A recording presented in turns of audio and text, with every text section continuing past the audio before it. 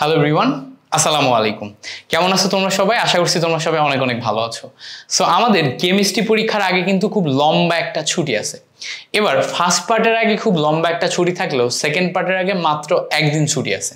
So এত কম সময়ে তুমি সেকেন্ড পার্ট কিভাবে কভার করবা, আর ফার্স্ট পার্টের আগের এই যে লম্বা ছুটি এইটাকে কিভাবে তুমি প্রপারলি প্ল্যানিং করবা, সেই রিভিশন প্ল্যান নিয়ে আমরা এই ভিডিওতে টোটাল কথা বলবো। সো তুমি নিজের একটা নিজস্ব পদ্ধতিতে তুমি কিন্তু তোমার নিজের রিভিশন প্ল্যানটা গোছায় নিতেই পারো, কিন্তু মিল্টন ভাইয়া কি আইডিয়াতে নিজে ওই জায়গাতে যদি পরীক্ষা দিতে তাদের রিভিশন করতো, সেটা তুমি যদি দেখে নাও তাহলে তোমার আইডিয়াটা আরো বেশি গুছিয়ে যাবে এবং তুমি বেটার ওয়েতে ইফেক্টিভ একটা সলিউশন বের করতে পারবে বলে আমি মনে করি। এজন্য ভিডিওটা শুরু থেকে শেষ পর্যন্ত দেখবা। সো দেখো, আমাদের টোটাল যদি খেয়াল করো, আমাদের ফিজিক্স এক্সাম আছে হচ্ছে 14 তারিখে। 14 তারিখে হচ্ছে আমাদের ফিজিক্স এক্সাম আছে। এরপরে 15 তারিখ ছুটি, 16 তারিখ ছুটি, 17 তারিখ ছুটি, 18 তারিখ ছুটি, 19 তারিখ ছুটি, 20 তারিখ ছুটি, 21 তারিখে হচ্ছে আমাদের কেমিস্ট্রি এক্সাম এবং আমাদের হচ্ছে 22 তারিখ ছুটি, 23 তারিখ হচ্ছে আমাদের chemistry second part exam. So এদিকে আমাদের 21 তারিখে হচ্ছে তোমার কি বলতো first part exam, chemistry first part, আর 23 তারিখে হচ্ছে আমাদের chemistry second part exam. So এই যে দুইটা এক্সাম দেখো, একটার মাঝখানে অনলি একদিন গ্যাপ আর একটার মাঝখানে 1 2 3 4 5 6 দিন গ্যাপ। সো 6 দিন গ্যাপ তুমি কিভাবে মেনটেন করবা? এবার দেখো, আমাদের ফার্স্ট পার্টে যে সমস্ত চ্যাপ্টারগুলো আছে এগুলো যদি আমরা একটু ডিস্ট্রিবিউশন করি তাহলে বুঝতে পারবো। ফার্স্ট পার্টে আমাদের জন্য গুরুত্বপূর্ণ চ্যাপ্টার 2 গুণগত রসায়ন, মৌলের পর্যায়বৃত্ত ধর্ম, রাসায়নিক বন্ধন 3 নম্বর চ্যাপ্টার, এরপরে রাসায়নিক পরিবর্তন 4 নম্বর চ্যাপ্টার এবং কর্মমুখী রসায়ন 5 নম্বর চ্যাপ্টার। সো এই 4টা চ্যাপ্টার আমাদের জন্য গুরুত্বপূর্ণ। এবং সেকেন্ড পার্টে গুরুত্বপূর্ণ কোনগুলা? 1 নম্বর চ্যাপ্টার পরিবেশ রসায়ন, জৈব যৌগ, তারপর হচ্ছে পরিমাণগত রসায়ন এবং তোমার হচ্ছে তড়িৎ রসায়ন। এইবারটা খুব সিম্পলি যদি আমরা একটু চিন্তা করি, দেখো আমাদের ফার্স্ট পার্টের ভিতরে 5 নাম্বার চ্যাপ্টার কর্মমুখী রসায়ন শুধুমাত্র তোমার ভিনেগার প্রস্তুতি আছে এবং ওই জায়গা থেকে একসেট কোশ্চেন দেয়ই দেয়। সো একটা চ্যাপ্টারে একটা টপিক পড়লে তুমি একসেট কোশ্চেন পাবা, এই লেভেলের কমন আসে। তাহলে এই চ্যাপ্টারটা ছোট, ইজিলি পড়া যায়, পার করা যায়। আবার তড়িৎ রসায়ন যেটা আছে সেকেন্ড পার্টে, এইটা খুব দ্রুত 2-3 ঘন্টায় রিভিশন দিয়ে ফেলা যায়।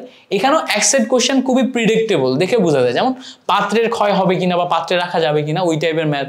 তারপর হচ্ছে ফ্যারাডের প্রথম সূত্র থেকে ম্যাথ, এখানে মাস্ট আসে। সো এইটাও কোন জায়গা থেকে কোশ্চেন আসবে, কি কোশ্চেন আসবে সেটা বলে দেওয়া যায় এবং খুব দ্রুত রিভিশন দেওয়া যায়। সো এই দুইটা চ্যাপ্টার কিন্তু খুব প্রিডিক্টেবল চ্যাপ্টার। এখন এই প্রিডিক্টেবল চ্যাপ্টারগুলা ঠিক কোন সময় পড়বা, কিভাবে রিভিশন দিবা, এটা একটু দেখো। প্রথম কথা হচ্ছে আমাদের ফার্স্ট পার্ট নিয়ে আমরা একটা রিভিশন প্ল্যান করব। এই টোটাল এই 4টা চ্যাপ্টার নিয়ে ফার্স্ট পার্ট নিয়ে রিভিশন প্ল্যান করব। সো প্রথম দিন দেখো, আমরা 14 তারিখ পরীক্ষা দেওয়ার পরে ধরে নিলাম এই দিন আমরা ফুলি রেস্ট নিব, এই দিন আমরা পড়াশোনা করব না, আমরা 15 তারিখ থেকে শুরু করব। সো 15 তারিখে আমরা যেটা করব, আমরা প্রথমেই ওই 5 নাম্বার চ্যাপ্টার দিয়ে শুরু করব। 5 নাম্বার চ্যাপ্টারে একটা সিকিউ যদি আমি মাস্ট কমন পাচ্ছি, 5 নাম্বার চ্যাপ্টার দিয়ে শুরু করব।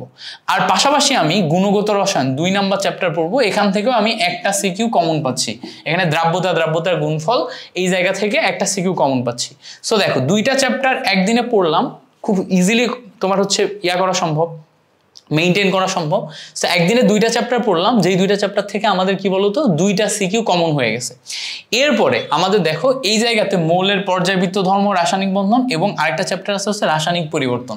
এর ভিতরে মৌলের পর্যায়বৃত্ত ধর্ম, রাসায়নিক বন্ধন এটা অনেকেরই কঠিন লাগে, এই জন্য অনেকে এটা পড়তে চায় না। কিন্তু 4 নাম্বার চ্যাপ্টারের তোমার পিএইচ, বাফার এবং কেপিকেসি, এই 3টা টপিক তো মোটামুটি ইজি টাইপের টপিক, যেটা আমাদের কাছে অতটাও কঠিন লাগে না। সো সেই ক্ষেত্রে আমরা যেটা করতে পারি, আমরা এই 16 তারিখে আমরা এখান থেকে 4 নাম্বার চ্যাপ্টার থেকে ডিটেল পড়াশোনা করতে পারি। এখান থেকে আমরা 2 সেট মতো সিকিউ পেতে পারি। তো দেখো, আমরা প্রথম 2 দিনেই 4 সেট সিকিউ এর জন্য পড়াশোনা করে ফেলছি। অ্যান্ড এখান থেকেই ম্যাক্সিমাম এই যে 3টা চ্যাপ্টার, এই 3টা চ্যাপ্টার থেকে ম্যাক্সিমাম 25টার ভিতরে 16-17টা এমসিকিউ এই 3টা চ্যাপ্টার থেকেই পাবা। সো তুমি ম্যাক্সিমাম জিনিসপত্র পেয়ে গেছো। এরপরে আসো, আমাদের মাঝখানে যে 17 এবং 18 তারিখ থাকবে, 17 এবং 18 তারিখ থাকবে, এই 2 দিন আমরা হচ্ছে সেকেন্ড পার্টের জন্য দিব। এই 2 দিন আমরা সেকেন্ড পার্টের জন্য দিব। এখন অনেকে বলবা ভাইয়া সেকেন্ড পার্ট 17-18 তারিখ কেন, 14-15 তো দিতে পারতাম। দেখো সিম্পলি খেয়াল করো, 14-15-16 দিলে এদিকে তোমার পরীক্ষা হবে 23, সো 23 থেকে 15-16 গ্যাপ অনেক বেশি, ফলে এই জায়গায় আসতে আসতে তুমি না এই জায়গার পড়াশোনা ভুলে যাবা। সো তোমার কি হয়, আমরা কি করি, আমরা যা কিছু পড়ি ওইটা 5 থেকে 6 দিন পর্যন্ত আমরা ওটা রিকল করতে পারি প্রপারলি। 3 থেকে 4 দিনের ফেজে আমাদের ওটা সবচেয়ে ভালো মনে থাকে, 5 থেকে 6 দিন পর্যন্ত আমরা প্রপারলি রিকল করতে পারি, তারও আগে চলে গেলে আমাদের ভালো মনে থাকে না। সো সেই ক্ষেত্রে যদি তুমি 15-16 তারিখে পড়ো তাহলে 23 তারিখে যে তুমি মোটামুটি অনেকটাই ভুলে যাবা। এই জন্য চেষ্টা করবা 17-18 তারিখে রাখতে, যাতে 23-24 তারিখে যদি যাও তাহলে টাইম ফ্রেমে এটা কিন্তু 4 থেকে 5 দিনের ভিতরে থাকে, ফলে 4 থেকে 5 দিনের ভিতরে থাকলে এই টাইম ফ্রেমে যেটা পড়বে এটা তোমার প্রপারলি মনে থাকবে, ঠিক আছে। সো এই 2 দিন তুমি কি করবা, দেখো এই জায়গাতে তোমার কোন চ্যাপ্টারগুলো পড়ে রাখলে তোমার পড়াশোনা গুছিয়ে যাবে সেগুলো পড়বা। যেমন দেখো আমি হলে কি করতাম, আমি হলে এই জায়গাতে 17 তারিখে তোমার পরিবেশ রসায়ন এবং তড়িৎ রসায়ন এই 2টা চ্যাপ্টার পড়ে রাখতাম। কারণ কি, এই 2টা চ্যাপ্টার থেকে আমি 3 সেট সিকিউ পাবো, বুঝছো। এই 2টা চ্যাপ্টার পড়ে রাখতাম, এটা কোন সেকেন্ড পার্টের। এখন দেখো পরিবেশ রসায়ন থেকে আমি 2 সেট সিকিউ পেতে পারি, তড়িৎ রসায়ন থেকে 1 সেট সিকিউ পেতে পারি। সো এখান থেকে আমি 3 সেট সিকিউ সর্বোচ্চ পরিমাণে পাওয়ার সম্ভাবনা থাকে। সো আমি কি করতাম, 17 তারিখে এটা এবং এটা পড়ে রাখতাম।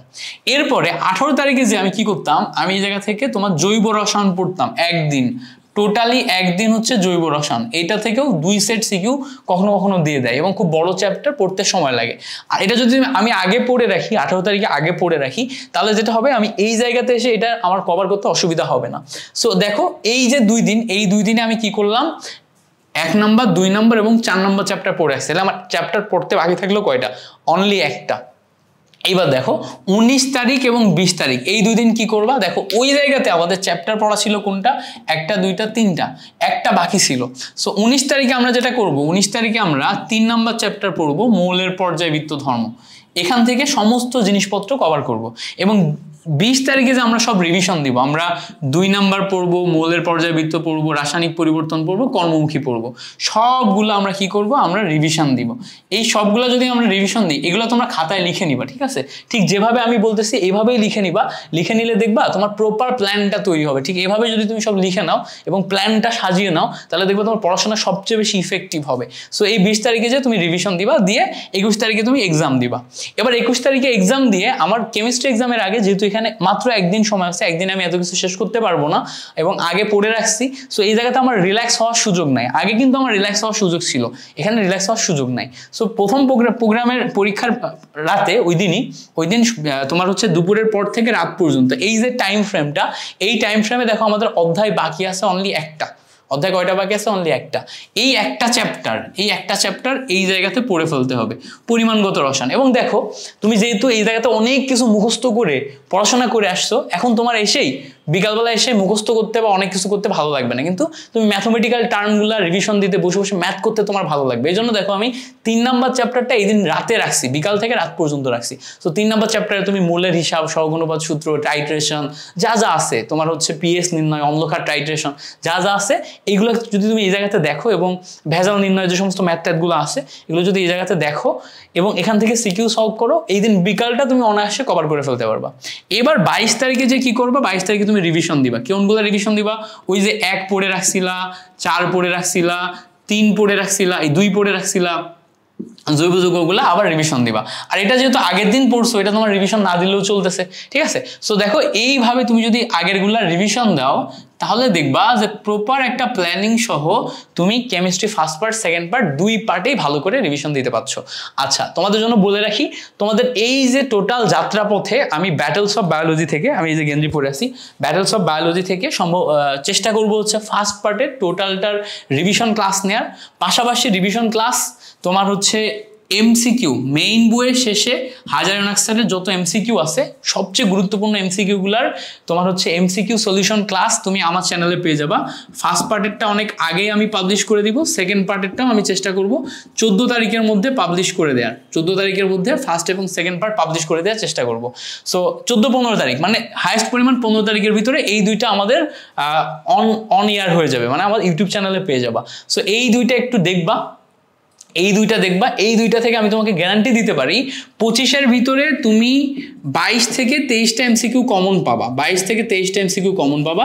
কারণ হচ্ছে দুইটা সাবজেক্টেই, শুধু ফার্স্ট পেপার এমন না, দুইটা সাবজেক্টেই। কারণ হচ্ছে আমার বিগত 5 বছরের পড়ানোর এক্সপিরিয়েন্স থেকে দেখছি যে আসলে হাজারীবাগ স্যারের বইয়ের বাইরে থেকে এমসিকিউ দেয় না।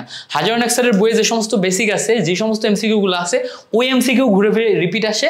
যদি দুই একটা উল্টাপাল্টা দেয় সেগুলো হচ্ছে অন্যান্য বইকে একসাথে কম্বাইন করে দেয়, যেগুলো সচরাচর আসতে দেখা যায় না। এই জন্য আমি বললাম যে এই এমসিকিউ গুলো তুমি যদি দেখো তাহলে তোমার একদম পরিপূর্ণভাবে কভার হয়ে যাবে। সো চেষ্টা করবা এই এমসিকিউ এর ব্যাখ্যা সহ প্রত্যেকটা জিনিসপত্র আমার সাথে সাথে ভিডিও দেখে প্র্যাকটিস করতে। ওই ভিডিওটা 1.5x 1.75x স্পিডে দেখতে পারো।